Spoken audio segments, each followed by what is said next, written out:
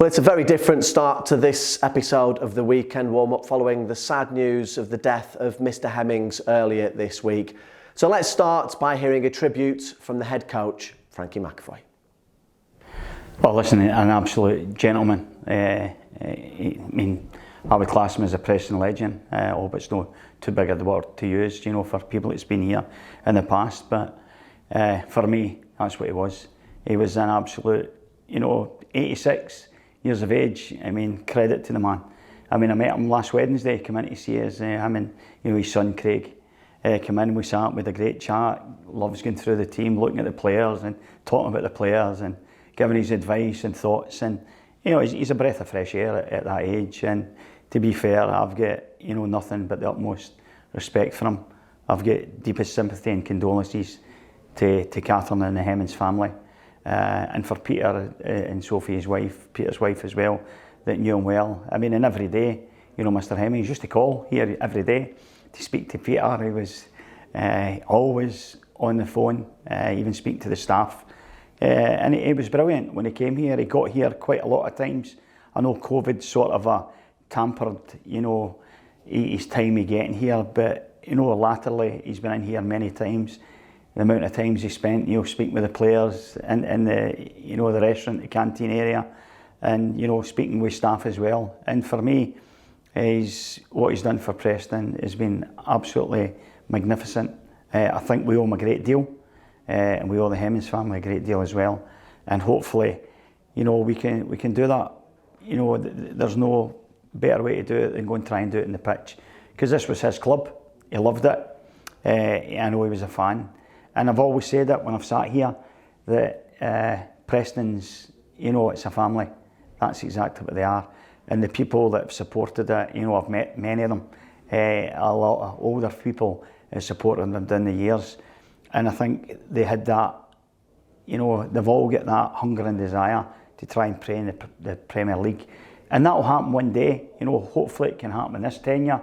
If not here, then hopefully, no too far down the line, because, Mr Hemmings, I think, was involved in, I think it's since, way back, I think it's something like 48 years he's been involved in terms of, working within the club, which is amazing. It's a lifetime for some people, and sometimes you forget that.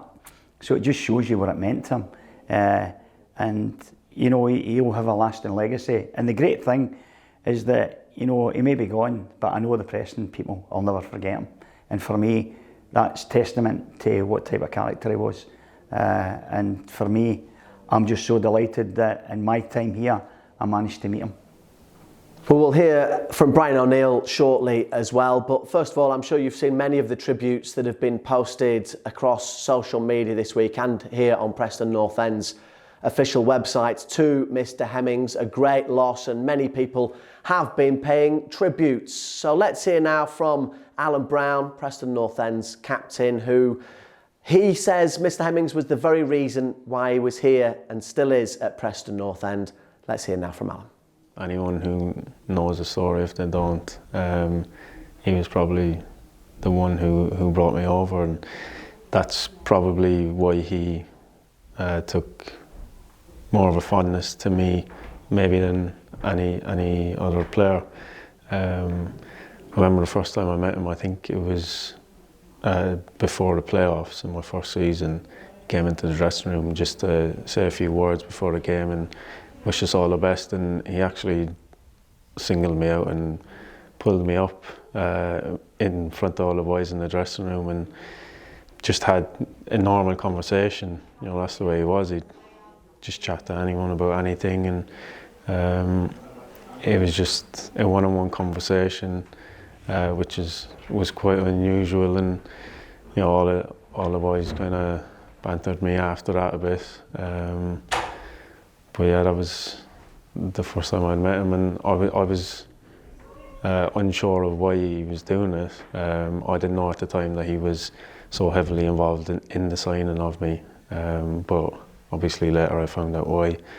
And from there, anytime I met him, my relationship with him, though not being massively close, kind of grew and grew, and we'd chat away anytime I seen him, and it was just lovely to hear him, and you know, him being so down to earth. I think if he walked into the room, he had an aura about him, and everyone would be silent. But as soon as he started speaking, you felt comfortable, just like you were talking to any normal person, and that's the way he was, even though he did have that presence about him. So we've heard there from Alan Brown and from Frankie McAvoy. Brian, I know you obviously have spent a long time at this football club and knew Mr Hemmings after meeting him on several occasions. It's been a sad week, hasn't it? Yeah, I think it's been a sad. It's actually been a sad week for football in general with the passing of Mr Hemmings. We all know what a fantastic job he actually did for Preston North End. He leaves a fantastic legacy. I was fortunate enough to meet him maybe three times. But just the way that he ran the club, it's called Proud Preston, and I think that's a fine way to talk about the job that Mr Hemmings did for the club. As I said, it's looking towards now. Saturday's game is going to be emotional for a lot of people there, especially his family. But hopefully the fans will actually come out and sort of pay their respects. I know many of you have already been buying tickets online for the game against Derby County this weekend. They will stay on sale all the way up to kick-off. As you know, all tickets are £5 and all the monies will go to Mr Hemmings charities. And you can buy them all still in the usual places, be that online, on the phones or in person at the ticket office.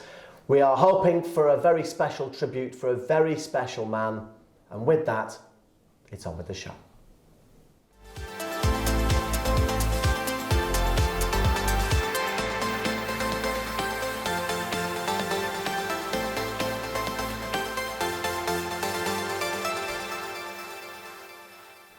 And we have got a guest for this episode of The Weekend Warm-Up. Brian O'Neill, Preston North End for 4 years or so, and good years for you, mostly? Great years, yeah. I'm not sure if all the fans would say that, but they were great years for me. It's a fantastic club. It's always good to come back and sort of see as many games as possible. And I know you've been here to Exton a few times since North End have made it their home as well. Very different than the training facilities that I'm sure that you had back in. Not that it was a dive at Springfield by any stretch of the imagination, but this is another level, isn't it? It wasn't great. Springfield's wasn't great, especially pitches. I mean, they have done a lot of work on the pitches at Springfields over the past couple of years, and they're great. But this is just an amazing place to come and work and play football. You know, it's a great facility. And I know that you live locally, and I know that you still come to Preston North End as much as you can. How do you feel about them at the moment? I actually think they're doing fine. I think it's been a big change. I didn't come to as many games, well, not last year, but and also the year before that. I wasn't. Nobody went to any games last year, the year before that. Yeah, I wasn't that enamoured in how the team were playing or how they were trying to play. I found it pretty boring, if I'm going to be honest with you. So, the games that I've been to this year, there's been some really good ones and some not so good. But yeah, it's good to see them actually trying to go out and score goals and actually win games of football, not just having possession stats of 60%. You know, I like teams to go and win the game first, then keep the ball.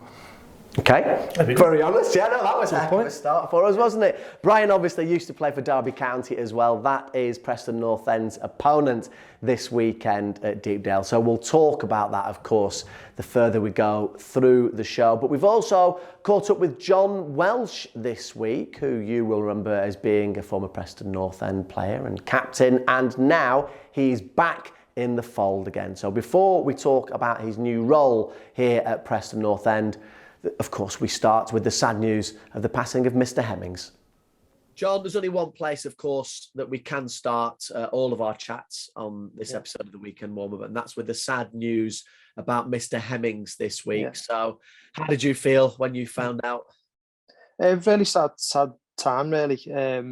It's horrible to any news like that, and especially when it's such a great person, a great man around the football club that I love. He was well thought of within the club, and the fans certainly adored him, and I think the players do, and the staff that worked for him did, especially playing staff I can speak for, because you see the the messages going out to him to show love and thoughts with him and his family. So you just get an idea of what he meant to people within the football club. And I know from your time at the football club, obviously you came across Mr Hemmings on a number of occasions. What are your memories? Really good. I mean, when as players, when we were told he was coming down, it was always a nervous time because it'd always be either results weren't going great or change your manager, which often meant results weren't going great. So it'd probably be more times seeing him that way. And I think lads would be quite nervous with him coming down. And as soon as you see him, he'd always turn up in a couple of cars and he'd come in and he'd break the sort of tension straight away with his humour. He was quite humorous. He was quite firm in what he wanted, but he always made us laugh. And the conversation always come up about horse racing, and we'd always have a little bit of banter about tips and stuff like that. So he was always a great person to be around. And I think with the charity work that he'd done, and obviously the lads would have to go down and help with that, and just some of the stuff he'd done around the club was brilliant. And I think it's only positive memories and good memories that I have in my experiences of seeing him. So it was definitely good ones. A great man and a great gesture from the club this weekend as well for the match against Derby County. All the tickets will be just £5, and every penny of those tickets as well going to Mr Hemmings' charities that he supported over the years. It's an amazing gesture, isn't it? Yeah, it certainly is, and it's typical of the football club, and definitely a great way of remembering him and making the day about him. Because that's all in my experience with him, that he done a lot for charity and a lot for the community around the Preston area. So for him to do that and into memory of him, and to help a lot of people, which he will do and has done for as long as I can remember, it's a fitting way to remember him, really. And I know that you will be at Deepdale for the match as well. And I must mention as well before you go, of course, because it's it's not as part of the capacity, because I know you love to go as a on this occasion. You are back at Preston North End as part of the football club, aren't you? So can you tell us about that new role you've got now? Yeah, I'm due to take the lead development phase, which will be the under 12 to 16s. I think I start the 22nd, so it'll be the end of the month. Really excited, can't wait to get going. Been taking the under 16s for the last 2 or 3 weeks. Been loving it, and obviously this opportunity has come up with which I've jumped at the chance of doing it. Just great to be back at the football club. I think most people know it's a club close to my heart. So to come back and work for it in any capacity is I'm really excited about and can't wait to get going. It is great to see you back. I'm sure you'll understand if we've concentrated just on Mr Hemmings on this time. Oh, no, certainly, yeah. Given that Liverpool is coming up in the not too distant future, I'm sure that the weekend warm-up we'll talk to you about it again, but we'll celebrate Mr Hemmings this week. Yeah, certainly.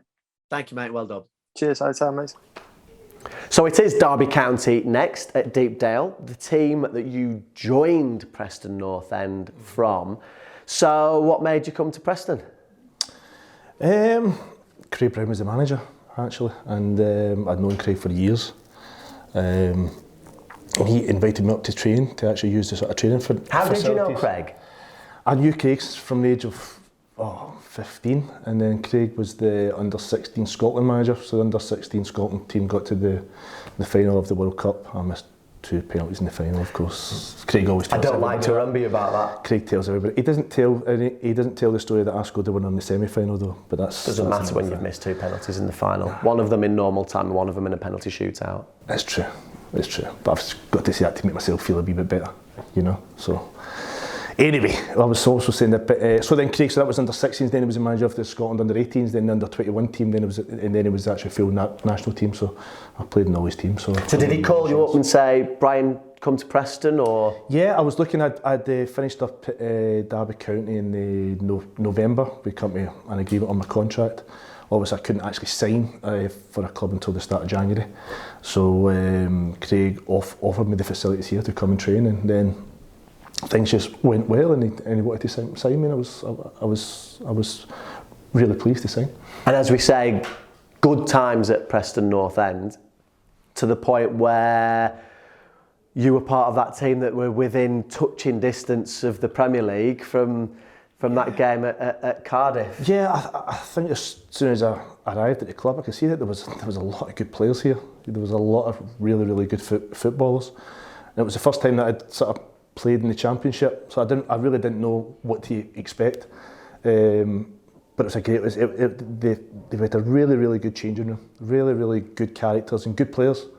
You know, you had a little sprinkling of stardust, the likes of Ricardo. You know, he had amazing talent. Eddie Lewis, you know, really, really top class players. So just to come at that time, it took a little bit of time to get going. Craig had actually brought in a lot of good players, and I'm not talking about myself here, but he eventually brought in Yule, Ricky, Eddie, Claude Davis had arrived, Tyrone was already here, but good players, you know, guys who you knew were sort of going to sort of take the club up just as high as it could. Craig never really got the chance to do it. Things weren't quite working out, but when Billy Davis took over, it really started to fly. What difference did he make? What did he change when he came in for you? Craig was a lot more. Craig was laid back. He had things that he thought were important, and Billy had things that he thought were important. He wanted the training. The training really stepped up a notch. It was, if people weren't tracking their runners, it was really the training was really intense. To the point where when it came to match day, it was actually easier sometimes to play in a match day than what it was in the training, because it was really tough. But it was what everybody wanted and everybody needed, and it didn't take long before it just sort of got on a roll. But it was really good times. The first year when Billy took over, we lost it to West Ham. I would say we ran out of legs just a little bit in that game. The pitch was terrible. I'm not going over all that again. The second year, we probably lost a couple of players that year, and we brought in some good players as well, but we lost some real quality, especially to your opposition. There was a couple of boys who went to Leeds. Cressy was one of them, I think. Cressy was one, Eddie Lewis was one of them. Dave Healy had joined them as well. But Eddie, of course, scored the free kick against us, you know. But that was at the time probably where we could probably just have maybe done with that. Ricardo, just somebody just to make a little bit of a difference, just to do something out of something, you know. But no, all in all, just really good fun, a good place to come in and do your work, and great lads. We were all everybody was pulling in the same direction, and when you get that, it's you're a really tough team to beat. You mentioned Ricardo there. We're going to hear from him in just a second. He's been here at Exton watching training. You'll find out why in just a moment. But I know from the journey here, you speak very highly of him, don't you? Yeah, he's a great lad. But he's a fantastic footballer first and foremost, if you're talking about the game. But he's a lovely guy.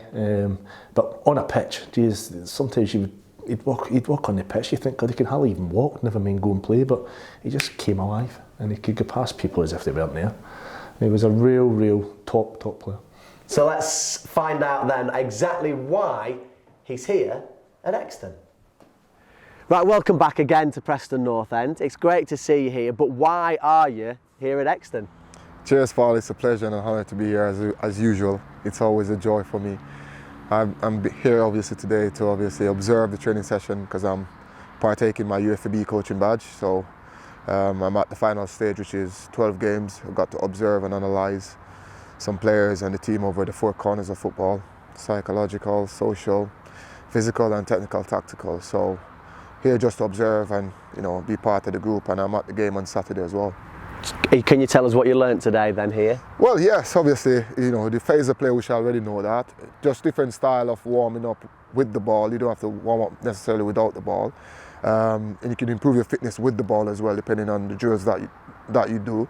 And also I've got obviously different styles and different sessions, because you cannot be doing one session every single week. The players will get bored. So you need to have different sessions, different style, but achieving the same goal, which is improve their fitness, improve their passing, improve their body shape, improve their control, and stuff like that. So see a lot of different other exercises, other different drills, other different sessions. Obviously passing, moving, obviously the possession, transferring the ball, and also take it into the phase of play, which is the game, trying to enact what you done earlier in the session in the game. So that's what, it's pretty much standard for what we've been doing in the UFAB. I know you're doing your coaching badges. Not necessarily everybody who does that then wants to be a coach. Yep. But I'm guessing you do. Absolutely. I think this for me, this is my natural progression. I eat, sleep, dream football. I'm sure you know that within my passion, the way I love play football, what age I retire, with all the injuries that I had and all the setbacks that I had, I kept going. And that's because of one thing, because of love and the passion for the game. And obviously no one's going to play forever. So for me, my natural progression is to be a coach, and I'm going to try and explore and give it the best possible chance that I have in learning, studying, to be the best coach that I can be. And that's why, I believe I can be a good coach, and my natural progression is coaching. Your time at Preston North End for me was all too brief. I think you admit that yourself. You'd have liked to stayed there longer. Injuries also meant that you weren't playing all the time, but your goal scoring record, pretty much 1 in 2. In fact, I think maybe it's even better than 1 in 2 from your time at Preston North End. Yeah. So what did you learn in that time, possibly from Craig, who was your manager, who brought you to Preston North End, and then Billy? What did you learn from them that you can maybe take forward as well? And how much did you enjoy being a Preston player? First and foremost, everything. Being a Preston player was everything to me, but Preston is dear to me in my heart. So as other clubs, before, clubs that have done well, but Preston for me was the start of, me coming back to full fitness from my surgery, other than leaving when I left Hearts. And to see me scoring regularly again and enjoying football the way I normally do was a joy for me, and that's where it all started. I've learned a lot of stuff, obviously from Billy Davis, and who was the coach at the time, and obviously Craig Brown, who was the gaffer. Obviously the tempo of the game, the speed of play, obviously the warm-up, no nonsense, being effective with the football other than just keeping the ball. The way we move the ball at pace and at speed, obviously your touch have to be right, your control, and the way they want to see football play, which is, play the ball right, be dynamic, be effective and score goals, because at the end of the day, you can keep the ball and have as much as possession as you want. If you don't score goals, you ain't going to win. And 1 goal against you, that means you're going to lose the game. So it's always to be effective with the ball when you have possession, and to try and score as many goals. That Burnley game, that hat-trick, does that still stay in your heart and memory as strongly as it maybe does in ours? Absolutely. I remember like it was yesterday. Nothing has changed. Those games like that you can never forget. Playing in those games, it's what players dreamed of. Especially it's a derby, local derby, one of your main rivals in the same league. You're coming up against fantastic players that you want to test your skills and yourself out on.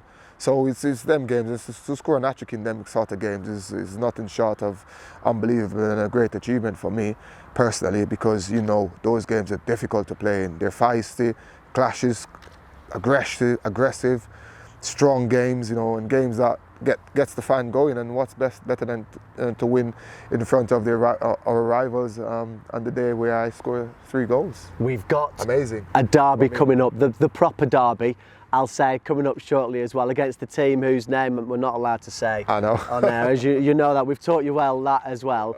But in terms of today's players, obviously DJ, fellow countryman as well, loves to score goals.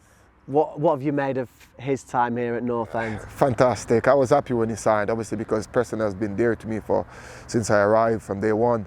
And for him being a Jamaican, obviously I know his dad. I used to play with his dad before as well. So for him to come here is like a family coming to a family club of mine, if you see what I'm trying to say. So keep it in the family, so to speak. I was over the moon when he came. I know his agent as well, Darryl Powell, really well. So my former teammate as well. So it's just, as I said, the whole thing was like a big family reunion for him to come here, and also seeing him doing so well as well in terms of his midfield maestro, his touches, his technical ability, his positioning, his play, what he means to the team, what he means to the group. It's just a fantastic signing for the club, and I'm sure the fans would agree with me, and the owners would agree with me. He's been a fantastic servant. He's loyal. He's a true professional player. He never moans. He just get on with it. And he's one of them who always wants to play week in, week out. In terms of him, we've seen him score more and more goals the further he's progressed. Have you had anything to do with that at North End? Would you ever pull him and say, do this, don't do that, open up your body, shoot that way, or anything like that? Or do you not get involved with stuff like that? Well, when he came to my house several years ago, when I heard that he was going to come here, I told him that he needs to start scoring more goals. So maybe that stood in his mind, and It's good enough for me. and now it is showing. But yes, he was at Villa then. I think I heard Daryl told me that he was meant to go to Preston, so that'd be a good move for him to play competitive football more regularly. And you know, players need to play, young players need to play, and the more he play, you can see is the better he's becoming, and he's now fulfilling that role of actually end product of scoring goals, not only just passing and assisting, but he's actually scoring them as well, which is a joy to see for any player, especially a midfield player. And just finally, because it does sound like they're coming to get me now, they finally caught up, if you can hear those sirens or not, so I'll wrap this up and then leg it. But just finally, the last time you and I met was at Deepdale. It was the Stoke City game, and we walked all around the pitch. I have never known anything like it. You got a standing ovation from the entire crowd, with it being Stoke City as well. Yes. What, just finally, do North End fans mean to you still today then? Because you clearly mean a lot to them still. Absolutely everything, and as I say, it's an absolutely privilege and an honour to always come back here, whether it be at the training ground, at the stadium, to watch a football match and to just hear the fans do all these, you know, shout my name, chant my name in such fashion. It's amazing. I mean, the love, they know the love that I have. They know what I do when I'm on the pitch. I do it to win. I do it for the club to win. I do it for the fans to be joyful and to have something to shout about. Being their club is a winner, and that's what I'm about. I wear my heart on my sleeve. The passion always there, and the fans appreciate that and they know that. So the love is always there. Just as though they love me, I love them the same. And maybe someday in the future you'll come home. Absolutely. Could be now, could be next week. You heard it first. Brilliant, thank you, great to see you. It's a joy. See you again soon. Thank you, Absolute mate. brother. Good man. Always. Thank you, buddy. So just before we have a chat with Brian to preview the match, let's just remind you about the last time that Derby County came to Deepdale. There's a host of white shirts forward. It's a decent throw towards a penalty spot, towards that far stick, and just hooked back over the top by Brown, and then he gets it onto his left foot, but he couldn't quite get it on target. It was a decent effort. Preston win the ball back, and it's an opportunity to probe forward again. Decent ball down the right, with Brown making a diagonal run towards the edge of the box, and he's got onto it. He pulls it back, it's chipped into the centre. This time the header is firm and into the back of the net by Whiteman. Turned back towards Burnley, just plays it over towards the far side. It's not cleared away by Preston. Left-footed effort, charged down at the last moment on the far side. And again, Derby looking to turn the screw. Great save by Iverson. Another attempt towards goal and cleared away. Derby can just about get it away. Three white shirts surround the ball, and it's won it back. Cunningham plays it forward. There's the effort. Marshall charges it down. Decent attack by Preston North End. Preston are, looking quite comfortable and getting a lot more of the ball, especially here. Potts has thought straight offside. He's managed to work it across the face. Marshall charges it out, and it's turned home for Preston North End for a second of the evening by Ched Evans. Preston 2, Derby County 0. Bounces on the edge of the area. Barkhuizen turns just a little clumsily, but he gets it back and then just works a shot away. Marshall tries to get something to it. I think he must have done, because the referee points to the corner flag. It's jumped dummied, and then it's found its way into the goal. Who got the final touch? Not entirely sure, but Preston have a third. It's sneaked into the far post. I think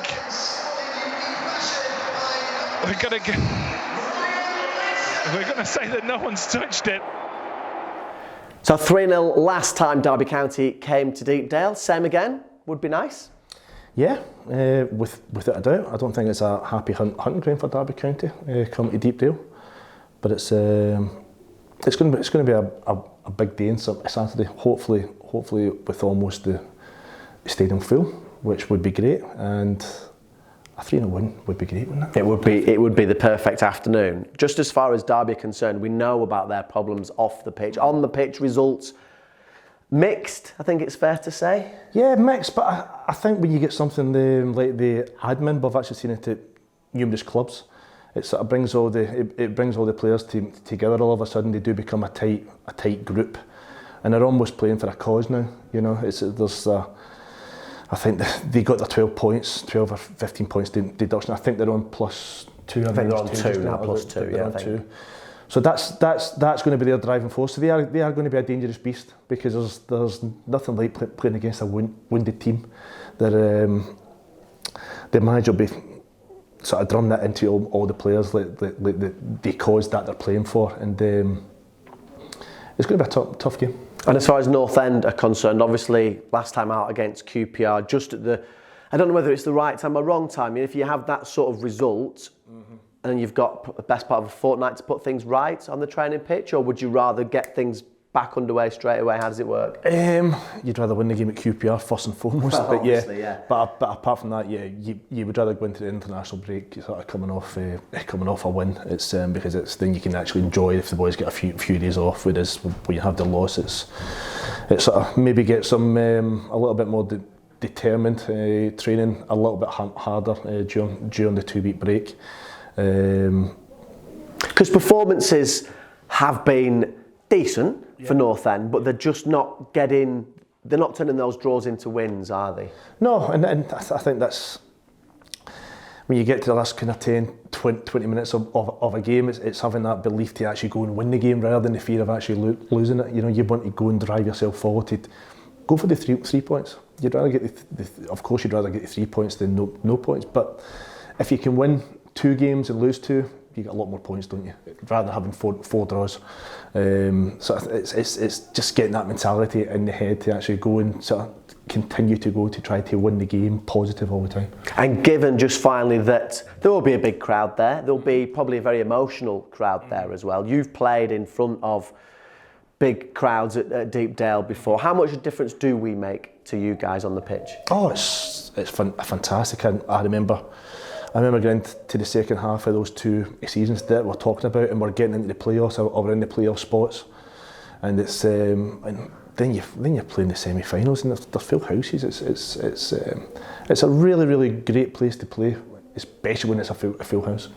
Thanks, Brian. Always lovely to see you, and it will be great to see you at Deepdale this weekend as well, albeit under sad circumstances. We're hoping to make it a celebration of Mr Hemmings' life, a tribute to a great man, hopefully with a great game. A reminder that tickets will still be on sale right up until kick-off in all the usual places, be that online, on the phone or in person at the ticket office. So on behalf of everybody at Preston North End, thank you for your continued support and the great messages that have poured in this week in what has been a tough time for everyone following the sad loss of Mr Hemmings.